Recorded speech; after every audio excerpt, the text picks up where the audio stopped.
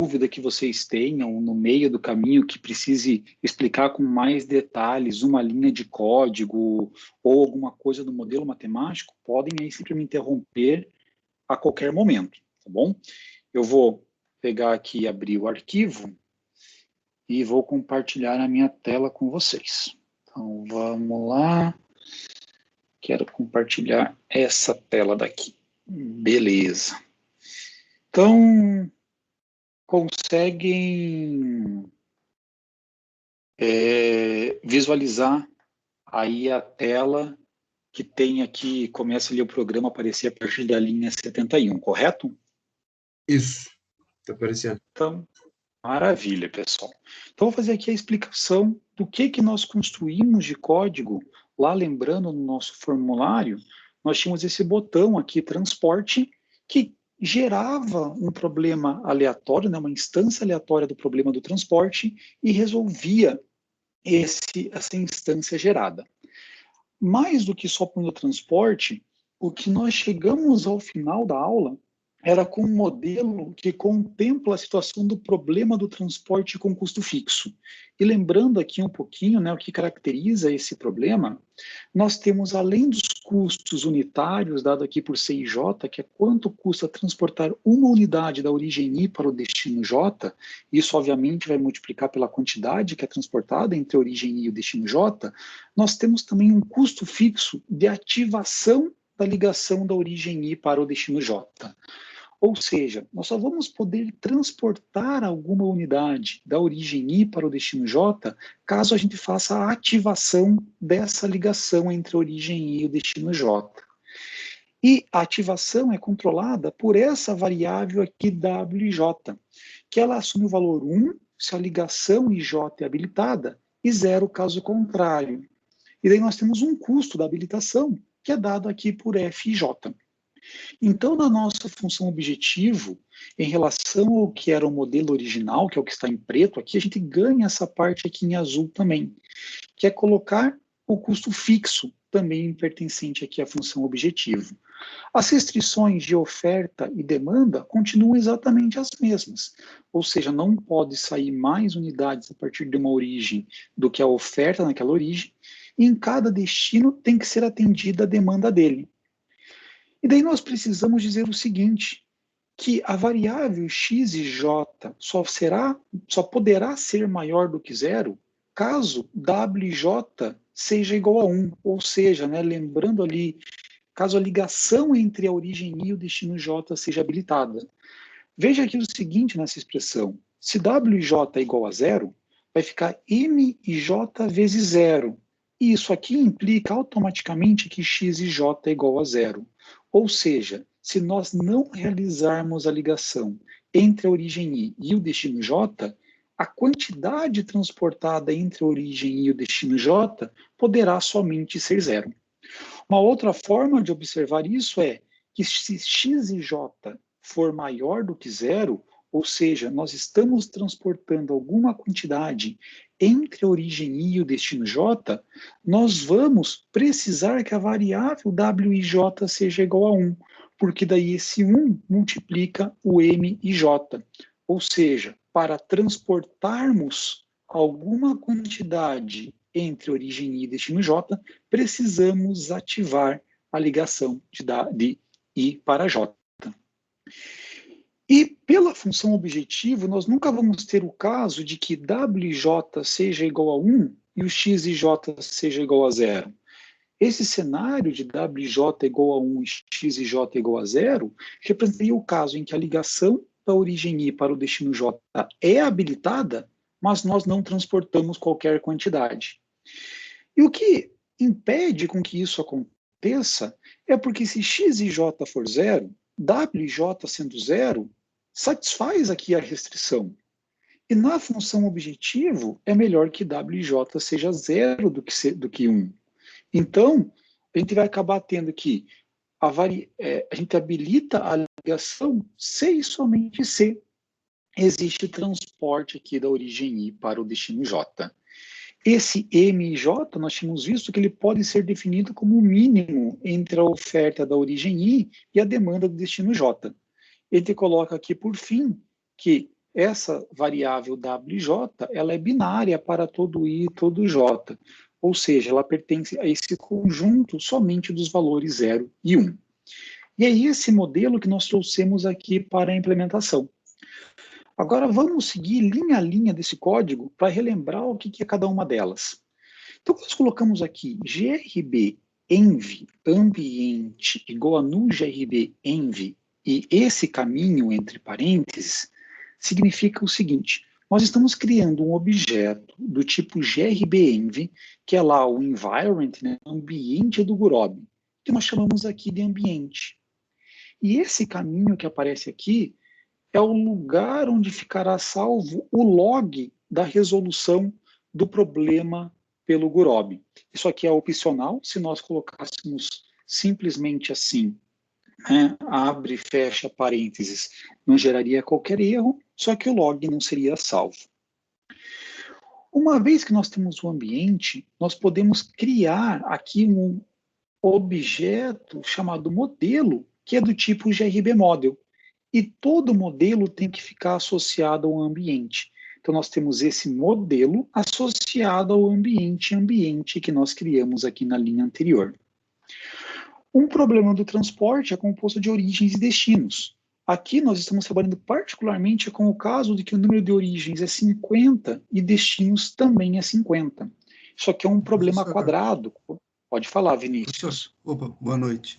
Boa noite. Colega. Não sei, para mim está aparecendo ainda os slides, né? Não sei se está com duas telas ali, mas que está... então deixa eu voltar aqui. Não sei se é só para mim ou no canal. Aqui está aparecendo normal, professor. Então desculpa, estava aparecendo no código? Tá, estava aparecendo no código. Então desculpa, professor, para mim... veja se tem mais alguém que não tem problema, né? Então, às vezes acontece isso com o Teams, tá? Então, dá uma travada. Podem avisar, mesmo que seja de um caso, que eu tento fazer aqui de novo. Tá, desculpa, então. Tá. Mas tranquilo. Agora apareceu para você, Vinícius, aí o código? Ainda não, tá preto. Se para todos estão aparecendo, o problema é meu aqui dentro. Não, meu aqui agora não tá aparecendo também. Agora aqui tá aparecendo para mim. Meu também. Ô, Pedro, vai estragar aí, cara. Vou tentar fazer. Eu vou parar de novo. Aqui que saiu agora. Mas é que agora eu tirei. Causei tumulto aí, professor, desculpa. Imagina. Vamos aí para isso. Fazer o seguinte, tentar compartilhar aqui só essa janela. E vamos ver, agora aparece. Tá aparecendo aqui, eu saí e entrei da chamada, apareceu. Então, vou fazer isso aí, entrar e sair, então. Tá aparecendo. Beleza, então, qualquer coisa aí só avisem. Tá. Então, pessoal, aqui nesse caso, nós estamos trabalhando com problema quadrado. O problema quadrado é quando o número de origens é igual ao número de destinos. Não precisa necessariamente ter essas quantidades com valores iguais. Aí, cada origem tem uma oferta, e nós vamos criar esse vetor chamado ofertas. Então, como nós sabemos que é um vetor? Por essa notação que aparece aqui do abre e fecha colchetes, ao lado do tipo da variável. Então, nós temos um vetor de inteiros que tem número de origens posições. Teremos posição da 0 até número de origens menos 1. Sempre no C# o vetor começa na posição 0. Da mesma forma, temos um vetor de demandas, e aqui nós vamos ter uma matriz de custos. Essa matriz de custos, e nós sabemos que a matriz, porque tem aqui abre colchetes, vírgula, fecha colchetes, são duas dimensões que nós temos aqui nessa variável, né, chamada custos. Ela representa aqueles nossos custos variáveis. Isso daqui é o CIJ que nós temos lá naquele modelo que aparecia aqui que aparecia no PowerPoint. E fixos representa aquele nosso FIJ, que é qual que é o custo fixo de habilitar a ligação IJ, ou seja, conectar a origem I com o destino J. Variáveis de decisão, lá nós temos variáveis X e W, onde X é a quantidade que é transportada entre a origem I e o destino J, e W é igual a 1 se é ativada, habilitada a ligação entre a origem I e o destino J, 0 caso contrário. Então, essa aqui é aquela definição que nós precisamos inicialmente. Uma vez que nós temos isso, Está comentado aqui da linha 89, né, até a linha 97, esse barra é para comentário, tudo que aparece aqui em verde e que fica depois do barra, quando nós executarmos o código, isso aqui não é um comando entendido. Então, por isso a gente pode colocar aqui comentários, né? Inclusive, escrevemos aqui o que quisermos. Colocar assim, ó, nas linhas acima, o que era considerado era um exemplo de valores teste, né? Usava aquilo ali somente para teste, de fato. Depois, nós chegamos aqui nessa linha 99, onde o que nós temos aqui, random aleatório igual a null random. Nós vamos gerar valores aleatórios para as ofertas, para as demandas, para os custos variáveis e para os custos fixos. Para gerarmos valores aleatórios, podemos utilizar aqui um objeto do tipo random. E nós definimos o nome desse objeto como sendo aleatório. E esse valor 3 que aparece aqui, ele é a semente. Significa que quando essa semente é colocada, independente se eu executar agora no meu computador, daqui meia hora, daqui a 40 minutos, daqui a 10 dias, ou vocês executarem no computador de vocês, com essa semente, a sequência de valores aleatórios geradas será exatamente a mesma. E aqui nós vamos preencher aquele vetor de ofertas. Então, começamos com o i igual a 0. Enquanto o i for menor que o número de origens, fazer i mais mais. Esse i mais mais é a mesma coisa que colocar i igual a i mais 1. Então, essa variável i, ela começa com o valor 0 e a cada iteração é verificado se essa condição aqui ainda é satisfeita. Enquanto esta condição for satisfeita, é executado o que estiver aqui entre colchetes. E o que nós estamos fazendo para cada um dos is? Dizendo que a oferta naquela posição é um valor aleatório entre 90 e 111. O 90 é inclusive e o 111 é exclusive. Então, na prática, isso aqui gera um valor aleatório inteiro entre 90 e 110. E da mesma forma, nós temos aqui com os destinos. Repare o seguinte, a gente tenta usar, mesmo quando estamos na programação, símbolos parecidos com o que nós definimos no modelo matemático. Então, lá no modelo matemático, nós tínhamos o índice I utilizado para as origens e o índice J para os destinos.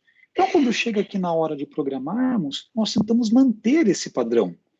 Funcionaria se eu colocasse aqui, por exemplo, for int p igual a 0, enquanto p for menor que nos destinos, p mais mais, e daí demandas na posição p igual aleatório.next 70,111. Isso aqui preencheria da mesma forma o vetor. Só que daí fazer essa associação entre o modelo matemático e o que foi programado fica mais complicado. Então nós tentamos manter aqui sempre a mesma notação. Isso aqui facilita muito na hora de verificarmos se estamos fazendo o que de fato queremos. Depois disso, nós vamos para a parte de criar os valores de custos variáveis e custos fixos. Aqui nós precisamos preencher uma matriz. E o que é a ideia? Quando nós colocamos aqui i igual a 0, enquanto i for menor que o número de origens, nós estamos pensando na linha. E aqui nesse j igual a 0, enquanto j menor que no destinos, estamos pensando na coluna. Então isso aqui vai fazer o seguinte, ó, sendo a linha 0, preencha da coluna 0 até a coluna número destinos menos 1. Depois vamos para a linha 1, e na linha 1 vamos preencher da coluna 0 até a coluna número destinos menos 1. E assim por diante. De forma que nós estamos colocando aqui que custos na posição IJ, ou seja, os custos variáveis na posição IJ, recebem aqui também um valor aleatório. Uma coisa aqui com os fixos. Isso aqui nós podemos fazer dentro dos mesmos laços, ou poderia ainda dividir isso daqui em dois, né? A gente poderia trabalhar da seguinte forma. Eu vou copiar esse código aqui, e daí vou excluir a parte dos fixos, e aqui a parte dos variáveis. Então, o que mudaria é que agora a gente gera primeiro os custos variáveis e depois a gente gera os custos fixos. Né? O resultado ali, nesse caso, a gente vai acabar tendo respostas, os valores que estarão preenchidos aqui em custos e em fixos serão diferentes do que aquela estratégia anterior, porque na estratégia anterior era usado o mesmo gerador de aleatório, ele preenchia um do custo variável, um do custo fixo, um do variável, um do fixo. Agora, esse gerador de aleatório ele vai preencher primeiro todos os variáveis e depois todos os fixos. Como o interesse aqui é gerar valores aleatórios, as duas ideias são válidas, mesmo que elas produzam resultados diferentes entre si. São só exemplos de valores diferentes que são gerados. Depois disso, nós vamos para a parte de criar as variáveis de decisão. Então, até agora, nessa parte, quando a gente fala assim do custos fixos, são mais variáveis associadas à linguagem de programação. São variáveis que nós definimos no C#. E aqui no próprio C#, usando o Gurobi, nós vamos definir as nossas variáveis de decisão do modelo. E o que é isso? Vou colocar aqui primeiro a parte das variáveis de decisão X, que representam aquela quantidade a ser transportado entre cada origem e cada destino. Então tem essa mesma estrutura básica, porque nós vamos precisar fazer isso para cada combinação de I e J. E aqui teremos o seguinte, que X e J, lembrando que X e J é do tipo GRB var. Ó, a gente passa aqui o mouse em cima, vai aparecer, é do tipo GRB var. Nós vamos dizer que aquilo ali é uma variável do nosso modelo.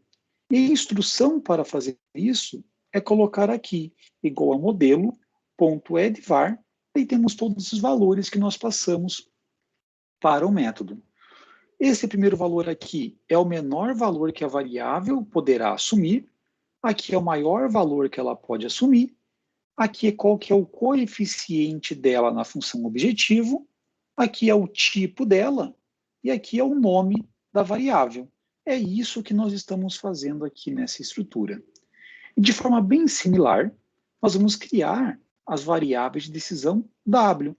O que muda na W em relação a X é que, como ela é uma variável binária, o maior valor que ela pode assumir é 1. Não é lá o maior valor da variável do tipo double. Ela é limitada, né? Só 0 e 1 os dois valores que ela assume. E daí nós vamos dizer ainda especificamente que ela é uma variável do tipo grb.binary. Não bastaria simplesmente colocar aqui 0 e 1 e colocar grb.continuous, porque poderia ser 0,7. Satisfaria de estar aqui entre 0 e 1 e seria continuous. Então, a gente quer dizer que é binária, específica, a gente coloca aqui grb.binary. E daí também o nome da variável.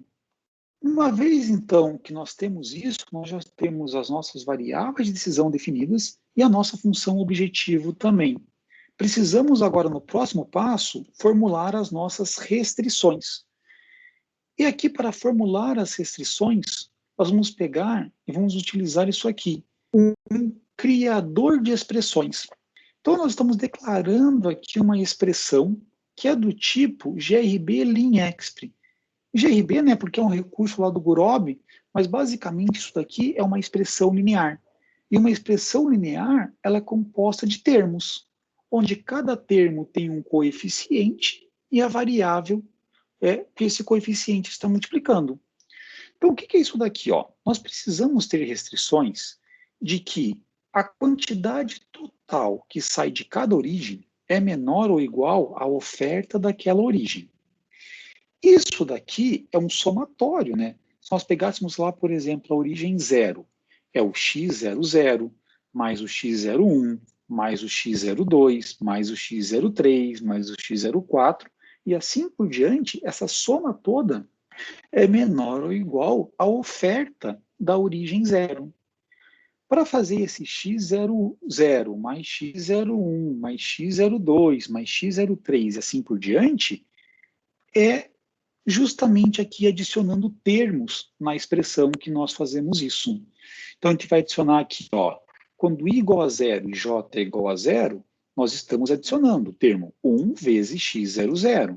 Depois, quando j é igual a 1, está adicionando x0 mais 1 vezes x01. J é igual a 2 mais 1 vezes x02. E assim por diante.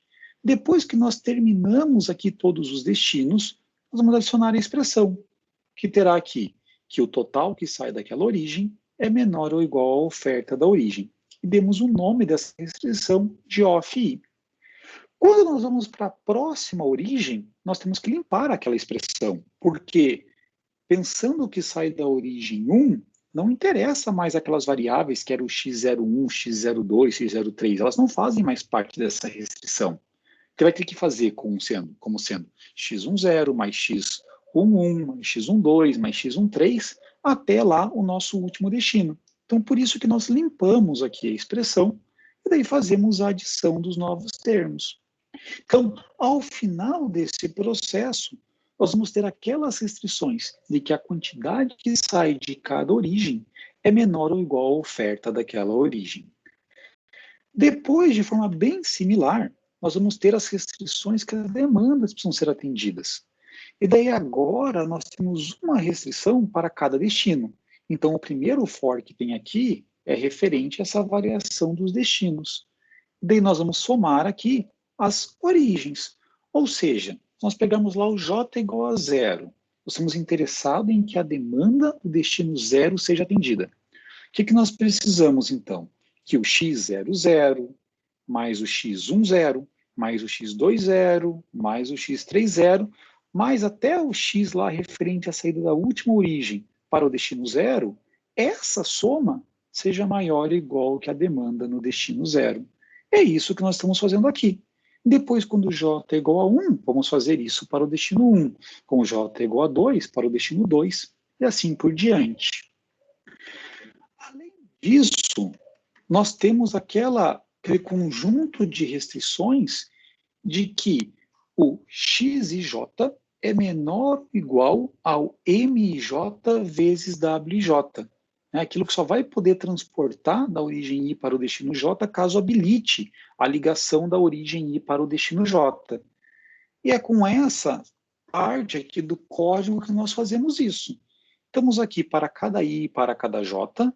Aí o M, nós vimos que ele é identificado como sendo o menor valor entre a oferta do I e a demanda do J. Ou seja, se a oferta de I é menor do que a demanda de J, o M é a oferta de I. Caso contrário, o M é a demanda de J. E nós vamos adicionar a restrição de que X e J menor ou igual a M vezes WJ. E damos o nome dessa restrição aqui como AB e J, ou seja, habilitar lá ou não essa ligação do I para o J. Depois, esse comando aqui que está, ele é opcional. Quando a gente coloca modelo.parameters.timelimit igual a 30. Nós estamos dizendo que o tempo limite de solução é de 30 segundos. Porque o problema pode ser complexo e que o solver, o computador, demore mais do que 30 segundos para resolver. E esse mais do que 30 segundos pode ser até horas, dias, meses. A gente quer o seguinte, quando der 30 segundos, para de resolver. Se não encontrou a solução que satisfaça as restrições até esse momento, a gente vai conseguir identificar depois. Assim como se encontrou já soluções que satisfaçam todas as restrições, retorne aquela que tem o melhor valor da função objetivo. Mas com 30 segundos, pare de fazer a execução. É isso que nós estamos dizendo, colocando aqui modelo.parameters.timelimit igual a 30. Essa parte aqui, stopwatch, cronômetro igual a null stopwatch, o que ela faz é criar um objeto chamado cronômetro, que é do tipo stopwatch, que é a mesma ideia de um cronômetro que a gente possa pensar de relógio ou de qualquer outro lugar que tenha esse recurso de cronômetro. A gente pode apertar um botão de start, em que começa a disparar o tempo, por um tempo fica executando, podemos colocar o botão para parar, e conseguimos visualizar quanto tempo se passou. É isso que está sendo feito aqui. Nós colocamos para o cronômetro disparar, deixamos lá o modelo sendo otimizado, é com esse comando modelo.optimize que o nosso modelo será otimizado, e depois que terminar aqui, a gente aperta o stop. E lá vai aparecer até aqui uma linha depois, isso daqui, essa propriedade elapse de milisseconds do objeto cronômetro, vai nos retornar em qual instante que está lá o cronômetro em milissegundos.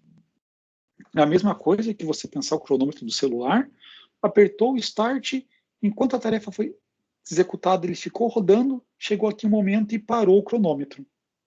Aí você pega e visualiza qual que é o tempo que está ali marcado. Outra coisa que tem aqui na linha antes, que nós podemos verificar, é qual que é o valor da função objetivo que foi obtido. Então, se nós colocarmos modelo.objval, nós vamos ter qual que é o valor da função objetivo. E daí aqui esse ponto toString, lembrando, é para a gente transformar algo que é número em texto. Existem, às vezes, métodos que ele exige que o que seja passado seja um texto, de maneira que o número 47, por exemplo, é diferente do texto 47. E daí isso aqui, o ponto toString vai transformar de número para texto. Então aqui o que nós vamos ter é que vão aparecer duas mensagens, uma delas com o valor da função objetiva, a outra com o tempo de resolução. E daí aqui nós escrevemos o modelo.lp, que é aquele padrão de arquivo para modelos de programação linear, e que reescreve o arquivo .sol, que tem a solução para esse problema. Então, isso daqui que nós fizemos lá na nossa última aula. Eu vou até parar aqui rápido e compartilhar a tela e já compartilho de novo. Isso daqui, parei o compartilhamento. Eu vou compartilhar para compartilhar a tela inteira, porque senão ia aparecer só um pedacinho para vocês, não ia aparecer o formulário, nada depois. E aqui, nesse exemplo, né, vou fazer primeiro um pouquinho menor, no lugar de colocar 50 origens e 50 destinos, vou colocar 15 origens e 15 destinos, e apertar para executar isso daqui. Nós vamos ter o seguinte. Apertando aqui o botão do transporte, vamos ter que o valor da função objetiva foi 22.611 e demorou 178 milissegundos para resolver esse problema. Depois a gente poderia pegar e lá nesse caminho que tem aqui o arquivo .lp e o .sol, nós poderíamos acessá-lo para entendermos exatamente como que foi esse modelo. Então, isso daqui é o código que nós fizemos lá na aula passada, e que agora eu fiz essa explicação aqui para vocês, revisando, né, o que nós tínhamos visto. Só, para quem chegou agora ou durante aí a explicação, estava comentando o seguinte, quando teve a nossa última aula, que foi aquela com o problema do Teams, né, que teve aquela instabilidade, nós fizemos a aula via Meet, e daí eu tentei fazer a gravação utilizando direto os recursos do Windows. Só que aquela gravação teve problemas, de maneira que a tela não ficou salva. Então, fiz essa explicação aqui do código, e daí esse mesmo vídeo, né, que eu gravei aqui, eu vou deixar disponível lá no YouTube, e ele pega o resumo principal do que nós fizemos na aula, lá 2 semanas atrás, do dia 15 de março. E daí, com isso, vocês conseguem aí acompanhar. É claro que eu fiz aqui em 20, 30 minutos, algo que foi feito em 2 horas, naquela vez, mas nós estávamos ali desenvolvendo junto e não simplesmente passando pelo código. Então, antes de eu começar o que é o próprio conteúdo aí de hoje, né, boa noite para quem eu não conversei ainda, e se tiver alguma dúvida, comentário, pode ficar à vontade aí para fazer. Caso não tenhamos dúvida, comentários, ou uma vez que eles estejam esgotados, aí vamos para a parte principal do conteúdo aí de hoje. Então, e boa aí, noite, pessoal? Gustavo, Stefan. Boa noite, Stefan, tudo bem? Tudo tranquilo, você? Na minha parte, ok, cara. Ok, beleza. Fabiano, Liliane, boa tudo noite. bem? Tudo bom, professor? Boa noite, professor. Tudo bem? Tudo bem, vocês. E aí, pessoal, alguma dúvida, alguma coisa que esteja travando, que eu possa explicar aqui? Fiquem à vontade aí para perguntar. Ou tudo tranquilo?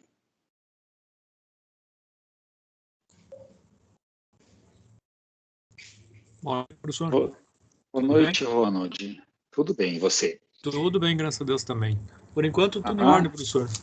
Desculpe, cheguei um pouquinho atrasado aí, mas aproveitei esses últimos dias para rever a condição de código e adequação da linguagem de programação no C#, né?